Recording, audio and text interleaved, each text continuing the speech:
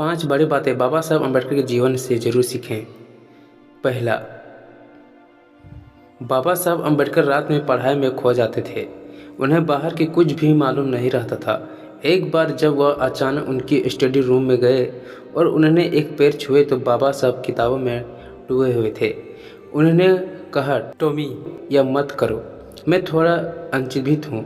उन्होंने इंसान की आसपास के जो कुत्ते और आसपास की समझा, क्योंकि पढ़ाई में बिल्कुल ही डूबे हुए थे। जब बाबा साहब ने देखा तो वह झप गए। कोर्ट जाने के बाद बाबा साहब शाम को किताबों के बाजार के चक्कर लगाया करते थे और घर के आते समय उनके हाथों की किताबों के एक बंडल होता था। बाबा साहब ज्ञान प्राप्त करने को अत्यंत महत्व देते थे। 1938 में जब उन्होंने राजगीर में बाबा साहब मुलाकात की थी तो उनकी लाइब्रेरी में 8000 किताबें थी और कहा जाता है कि मृत्यु तक उनकी लाइब्रेरी में 50,000 तक किताबें हो गई थी। बाबा साहब कहा करते थे, ज्ञान शरीर का दूध है, जो पिएगा वही दहाड़ेगा।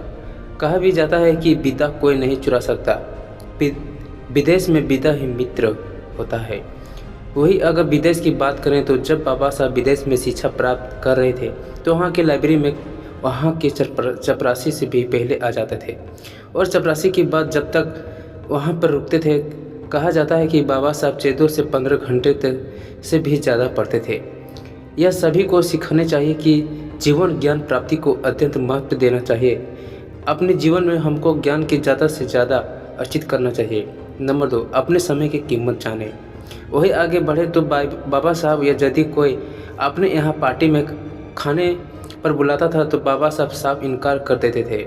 आमतौर पर वही किसी यहाँ पर पार्टी नहीं जाते थे।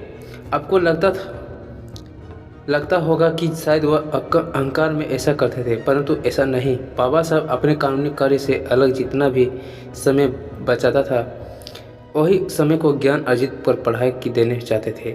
वही कहते हैं कि मैं बाहर जाऊंगा, मेरे समय व्यर्थ होगा, इसलिए अपने घर ही भोजन पैक करके भेज देना। दूसरी बात, वहाँ पर अपने बाबा साहब सीख सकते थे अपने समय को कीमत। सभी को अपने समय को कीमत पाने होनी चाहिए और व्यर्थ बातों को न पढ़कर सब अपने ज़्यादा से ज़्यादा समय को ज्ञान अर्जन में लगाना चाहिए। बाबा साहब अपने समय को बहुत ध्यान रखते थे। वही काम आते ही सीधा अपने स्टडी टेबल और बढ़ जाते थे और पढ़ने लगते जाते थे।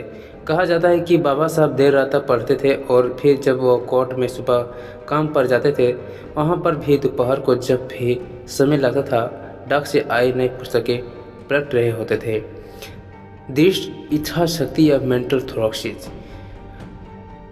9 साल के बच्चों को क्लास में आने से बच्चों की अलग बैठाया जाता था। बाबा साहब के अपने बैठने के लिए घर से बोरी लेकर जाते थे और उसी बोरी में कोई स्कूल की चपरासी भी हाथ नहीं लगता था, इसलिए बाबा साहब उन पर बोरी को रोज़ लेकर जाते थे और रोज़ लेकर आते थे। वही बाबा साहब की स्कूल में उपलब्ध सामान्य जल स्रोत से पानी पीने का भी अनुमति नहीं थी।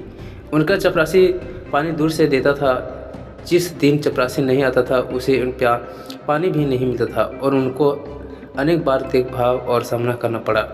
एक बार जब उनके बैलगाड़ी वाले ने केवल इसलिए अपने बैलगाड़ी से उतार दिया था क्योंकि वह महार जाति से आते थे, जिनका उस समय महाराष्ट्र में अछूत समझाता था। एक बार बारिश आने पर बाबा साहब एक घर की दीवार पर सहारा लेकर खड़े हो गए, जिसको देखकर उस घर की मालकिन ने बाबा साहब को धक्के देकर पानी में गिरा दिया और ज़ोर ज़ोर से उन पर चिल्लाकर कहने लगे कि तूने मेरा घर को अपवित्र कर दिया। जिस बालक ने बचपन से ही मैंने इतना भेदभाव और तिरस्कार सहकर उस बालक को बाद में जाकर 900 भाषाओं को ज्ञान प्राप्त किया और 32 डिग्रियाँ प्राप्त की। अर्थशास्त्र में PhD करने वाले पहले भारतीय थे और कॉलेज शिक्षा के ग्रहण करने वाले अपनी जाति का प्रथम व्यक्ति थे। हम यहाँ पर सीख सकते हैं कि बाबा साहब की इच्छा शक्ति कितनी मजबूती थी। अनेक बार तस्वीरें की सहने के बाद भी उन्होंने कभी अपने लक्ष्य को नहीं छोड़ा और उन पर आगे बढ़ते रहे। आज की यह छोटी छोटी बातों में आत्महत्या जिसे कदम उठा लेते हैं। अनेक ऐसी खबरें आती हैं कि कहीं स्पोर्ट्स होने पर या कहीं और कुछ कहने से बच्चे आत्महत्या कर लेते हैं। हमें यहाँ बाबा साहब के सीखना कि हमारी दृष्टि इच्छा शक्ति इतना मजबूत होनी चाहिए कि किसी अचानक नकारात्मक व्यक्ति की बातों पर आनी समय भी हमें अपना लक्ष्य प्राप्त करने से ना रोक पाए। चौथा, लालच और सुख पर अपने सिद्धांत रखें। जब बाबा साहब अम्बेडकर ऊंचे सार्वजनिक पद से फिर थे तब एक व्यापारी ने उनके बेटे को कहा कि यदि अपने पिता के कहकर मुझे कंस्ट्रक्ट दिला देते तो मैं अपने व्यापार में उन्हें आधी हिस्सेदार दे दूंगा। जब बाबा साहब के लड़के को यह बात अपने पिता से कही तो बाबा साहब ने उनके कहा कि मैं यहाँ पर अपने बच्चों को पालने के लिए नहीं बैठा हूँ, समाज के लिए हित के लिए बैठा हूँ। वही उन्होंने अपने लड़के को कहा कि तुम मेरे पास यह प्रस्ताव लेकर आए हो, तुम्हारे एक अपराध क्या है। उन्होंने अपने लड़के को बात तब तक नहीं की, उन्होंने अपने बेटों को वापस से लौटा दिया।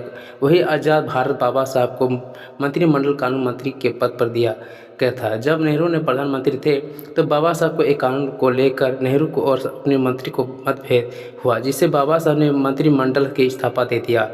हम यहाँ पर बाबा साहब से सीख सकते हैं कि बाबा साहब के जीवन पर एक सामान्य तौर पर शुरू हुआ था और वो अपने जीवन को अंत में उचित पर्दों पर पहुँचे, परंतु उन्होंने अपने जीवन में कभी भी लोभ या लालच का बिल्कुल अपने पास नहीं आने दिया। उन्होंने अपने सिद्धांतों पर हमेशा जीवन व्यतीत किया।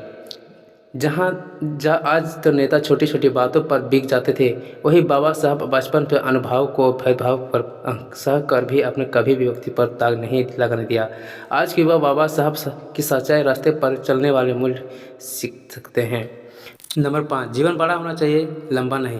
बाबा साहब खुद कहा करते थे कि जीवन लंबा नहीं बड़ा होना चाहिए। उनके कहने का तात्पर्य था कि हमें इस प्रकार जीवन व्यतीत करना चाहिए कि हम अपने समाज को और राष्ट्र को कुछ दे सके, न कि इस प्रकार हमें अपने समाज और राष्ट्र पर बोझ बनकर जिए।